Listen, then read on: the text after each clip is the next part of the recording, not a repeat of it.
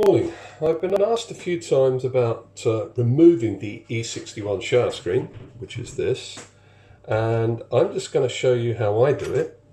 I use a couple of spoons, and normally I'll do 2 spoons, but for the sake of the video and trying to save my screen from being hit, I'll just use 1.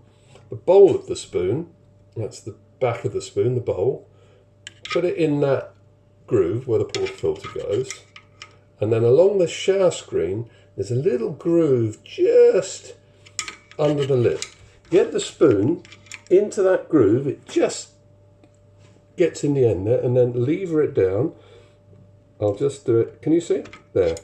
Now that shower screen is now loose. Now if it's brand new, you may find it takes a little more persuasion the first few times you do it. Now, to put it let me show you the shower screen here. Can you see the groove running around the lip of the shower screen? It's just there, just my nails in the top.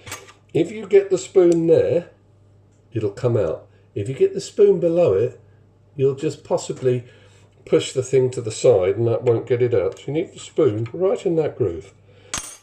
Now to put it back, sometimes they can be tricky to get back in, especially the first few times, because what you'll be doing is pushing it in and it will sit down from the group and it will mean you can't engage the portafilter. So remove the basket from the portafilter, there it is. When you're refitting your shower screen, you can wet the gasket, which will make it easy. Just a bit of water with your fingers on the gasket, that's the black bit, so it's wet. And then you'll find you can push it in the group and you can use your fingers. I'm just using my little finger to show you, but you can use all your fingers just to ease that black gasket into the group. Then, when you put the portafilter on, there, without the basket in, there's lots more room because the basket normally sits a bit higher, so it goes in easy. And you can just turn it, it'll go a long way. Don't do it hard, because you've got a groove, a sharp edge along the top. I don't know if you can see that. And that will press into your gasket and form a groove around it. You don't want that.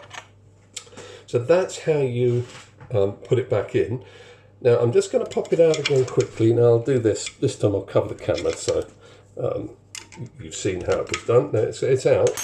If the gasket happens to come off like this, you'll notice that one edge is sharp and one edge has a chamfer, like it's slightly angled, rounded.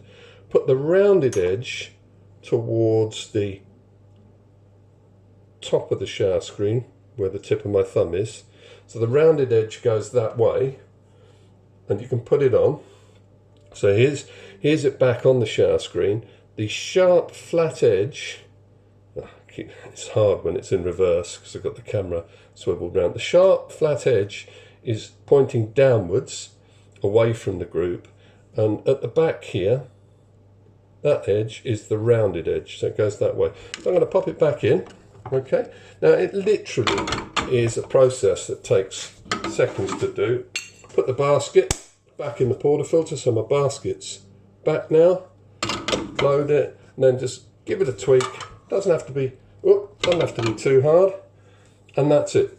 All ready to go again. So that's what you do when you clean behind it. Very easy to do. Don't be frightened to do it. It'll become easier and easier and easier to get off every time you do it. You might even find that after 6 months, it falls out when the machine's cold sometimes, but that doesn't matter. You're going to leave the portafilter in for when it's warming up. When these gaskets get hard and they're not flexible, put a new one in, because it just means you don't have to lock the portafilter over. I change mine every 6 to 9 months. It depends how often your machine is on. The more it's on, the more often it will be changed.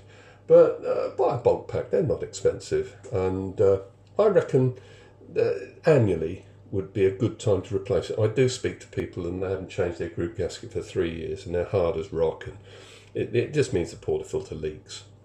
That's it. Hope it's been helpful.